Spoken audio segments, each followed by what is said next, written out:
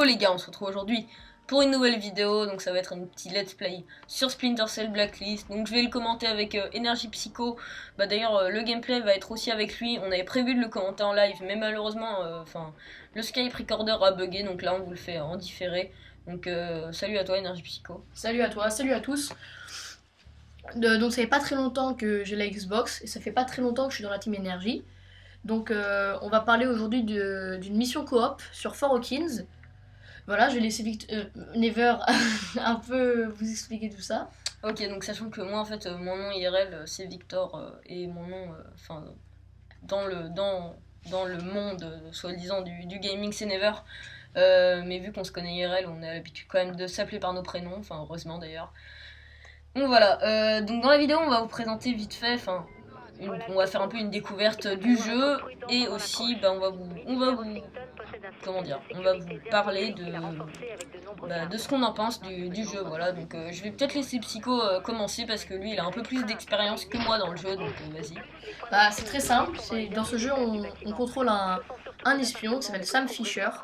C'est un peu tiré d'Assassin's Creed, certains mouvements de combat ou certains objets, enfin certains plutôt gadgets d'infiltration peuvent vraiment ressembler à ceux d'Assassin's Creed si vous connaissez ça un petit peu. C'est Ubisoft qui a conçu les deux jeux. Donc il y a beaucoup déjà d'objets. C'est simple, il y a énormément tout simplement. Il y a beaucoup d'armes aussi et de combinaisons, de protection, de gilets pare-balles, de trucs comme ça pour un habit. Et il y a ainsi aussi des lunettes à vision nocturne et tout ça. Ok, donc ceux qui nous suivent, donc plutôt pour du Call of Duty, sachant que, comme vous savez, les classes de Call of Duty sont pas très élaborées, voilà, il y a quelques armes, quelques grenades, quelques équipements, nanana. Mais bon, du coup, que Splinter Cell Blacklist, pardon, ça change vraiment d'un Call of Duty. D'abord, il y a beaucoup moins de rush, de trucs comme ça.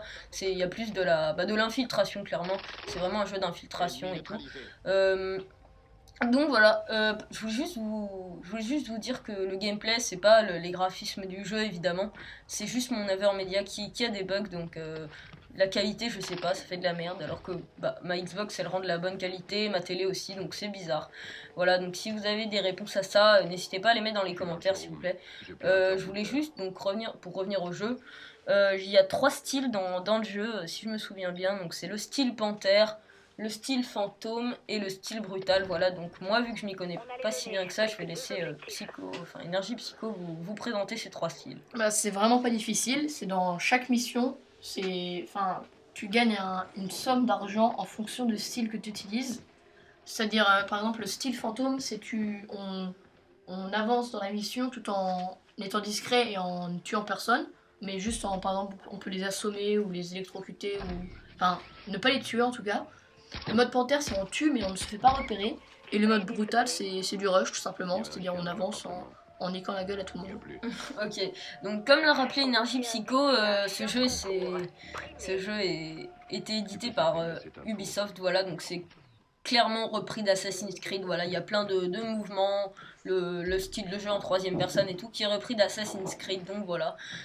Désolé s'il y a un peu de bruit autour de nous, je sais pas si vous entendez, c'est parce que là on commente dans ma chambre et il y a peut-être ma mère ou un truc comme ça qui est en train de faire la cuisine, je sais pas. Donc voilà, c'est dédicace à vous les Portugais.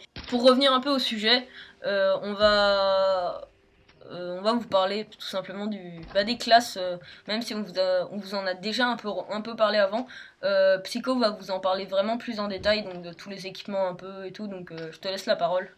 Donc c'est simple, on a maximum 3 classes, il faut améliorer le paladin, donc c'est-à-dire le paladin c'est l'avion qui est le QG en fait de ce groupe d'espions qui s'appelle Échelon 4. Si vous avez déjà joué un des Splinter Cell avant, ça s'appelait Échelon je sais plus combien. Bref, on s'en fout. On a que 3 classes donc. Et donc dans ces 3 classes, on peut avoir beaucoup d'équipements. On a donc des gadgets, une combinaison qu'on peut améliorer, des lunettes, des armes, c'est-à-dire une arme primaire, c'est-à-dire le pistolet, une arme secondaire, un fusil d'assaut ou une mitraillette, ou alors un fusil sniper, ou même un fusil à pompe. Et ensuite une 3ème arme qui est vraiment pas très importante, qui soit un taser, soit une arbalète ou un truc comme ça.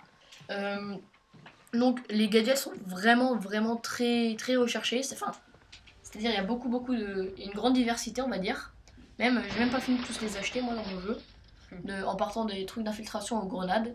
Donc vraiment c'est très très très original. Donc comme il vous l'a dit un peu avant, je sais pas si vous avez remarqué, les armes principales sont les pistolets et les armes secondaires sont les armes principales de Call of Duty, donc les mitraillettes, les fusils d'assaut et tout. Donc c'est vraiment pour vous montrer que ce jeu est plus un jeu basé sur l'infiltration. Par exemple, si vous n'avez pas de silencieux dans ce jeu, ça sert même pas de jouer, sauf si vous voulez évidemment jouer en bourrin, quoi. Parce que vous pouvez très bien jouer à la Call of Duty sur ce jeu, Et ça peut sauf que... ça perd tout son charme, ça perd tout son charme. Voilà, déjà vous jouez en troisième personne, donc si vous jouez un peu comme à Call of Duty en troisième personne, déjà ça le fait pas. Et puis tous les accessoires que vous pouvez avoir, ça correspond pas vraiment au rush, quoi. On peut. Enfin, et puis il y a des grenades, quoi. Oui, voilà, mais en gros là je te laisse peut-être expliquer un peu les équipements qu'on peut avoir, genre les IEM, les choses comme ça. Ah oui, alors c'est simple, il y a ce qu'on appelle des caméras glues, c'est-à-dire des caméras qui collent. Et on peut voir ce que l'ennemi fait, donc c'est très, très, très important pour rentrer dans une pièce. Et ça peut envoyer du gaz soporifique. Il y a aussi des grenades UM, donc ça vous connaissez, je pense, c'est des grenades qui coupent le courant autour. Ensuite, il y a plein d'autres, il y a des émetteurs de bruit, c'est-à-dire on le lance, ça se colle et ça fait du bruit, l'ennemi se rapproche. Ça c'était question à peu près infiltration. Ensuite il y a exploration, il y a tout simplement un trirotor, c'est un drone. Et ensuite c'est bourrinage, c'est les grenades et tout ça. Ok, donc la vidéo touche bientôt à sa fin, donc j'espère que ça vous aura plu, donc tout simplement le gameplay, pardon, le gameplay, même si le gameplay est pas extraordinaire, sachant qu'on ne finit pas la mission à la fin, Psycho se fait repérer par un sniper, malheureusement, bientôt, en plus à la fin de la mission, donc on vous refera peut-être des épisodes, on sait pas, donc j'espère que vous avez aimé cette vidéo, que vous pouvez très bien laisser un like, n'hésitez pas à commenter. Ouais, commentez, likez, partagez, abonnez-vous à notre chaîne, voilà, ça fera toujours plaisir, sachant qu'on est bientôt à 40 abonnés, voilà, c'est pas extraordinaire, mais perso, moi, tant que j'ai des vues, des abonnés, ça me donne envie de continuer, voilà, donc j'espère que la vidéo vous aura plu, et salut à tous. Salut.